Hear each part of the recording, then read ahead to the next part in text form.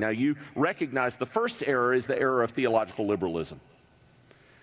Friedrich Schleiermacher, in the late 1790s, looked around and saw the German Reformed Church not reaching its culture. The culture had essentially adopted the outlook of the Enlightenment and rejected Christianity. And Schleiermacher, while he was at university, had the same experience himself. His father was a very devout, simple believer, and Schleiermacher came under deep duress in his personal thinking about penal substitutionary atonement and the uniqueness of Jesus Christ. He could not believe that Jesus was the only way. He could not believe in vicarious substitutionary atonement. And so he decided that unless Christianity changed its message, it would fail to capture the culture.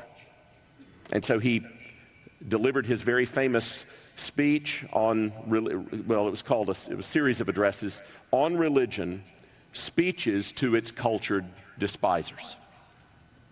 Now you understand that Schleiermacher and the liberals that followed him didn't sit down in a tavern somewhere and say, what can we do to destroy Christianity? What can we do to wipe out the church? How can we dispense with Christian orthodoxy? Their motivation was missiological. They wanted to reach their culture, but they thought they had to change the message, totally unlike what Ajit taught us last night. Ajit taught us about making the message accessible, not changing the message. They felt the message had to be changed.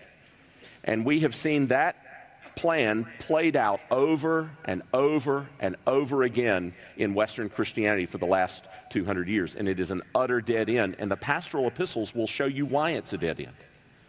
But the other error is the error of modern evangelicalism. It basically says the church can't be built, the church won't effectively engage its culture unless its methods are changed, and those methods are unrelated to and do not flow from its theology. They're utterly neutral, they can be totally abstracted. You can take the same message and you can send it out and it will be just as effective as any other.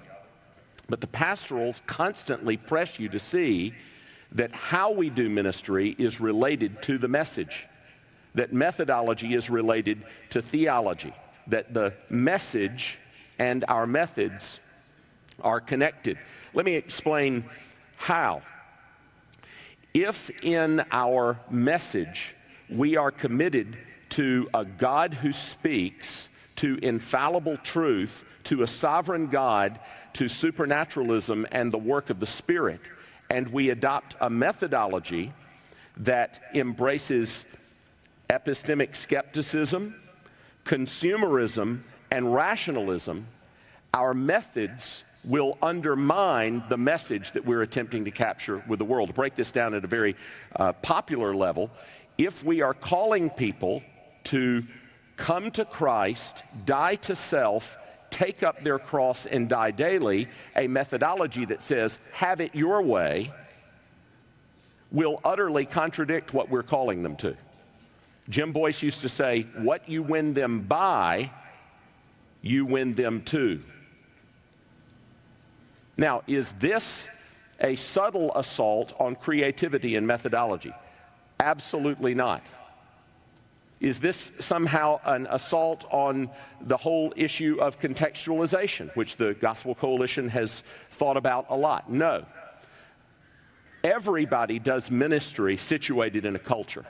But here, and I didn't know that Tim was going to use this terminology, here's what traditionalists do, and here's what some progressives tend to do. Traditionalists tend to assume their culture and then impose their assumptions in their methodology.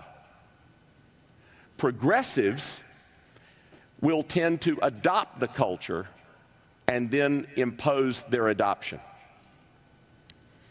Now, I think neither of those approaches are correct.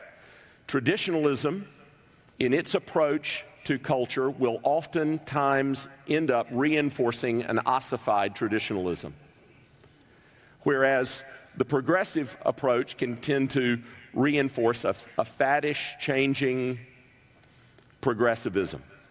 But the pastorals teach us that God has given us a gospel message and gospel means, and our methodology flows out of and is related to that.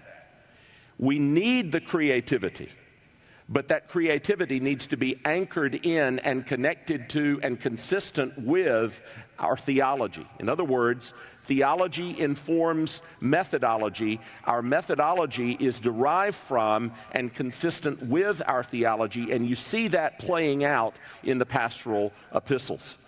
And so I think that the pastoral epistles actually help us with both of those errors that have bedeviled the Western church for 200 years.